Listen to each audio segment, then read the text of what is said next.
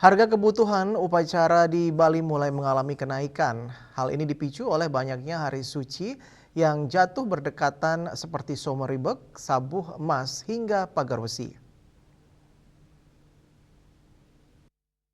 Meningkatnya intensitas hari raya besar di Bali membuat kenaikan harga-harga kebutuhan upacara begitu terasa, seperti harga canang sari yang biasanya isi 25 biji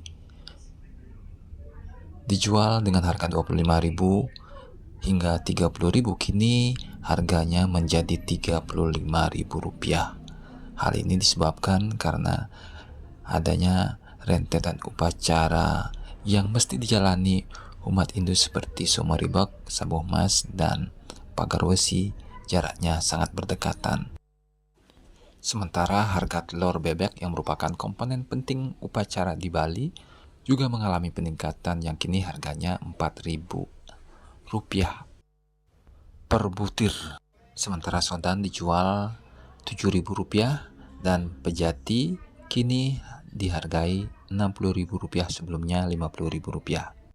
Masyarakat diimbau berbelanja lebih awal guna menghindari lonjakan harga yang lebih tinggi.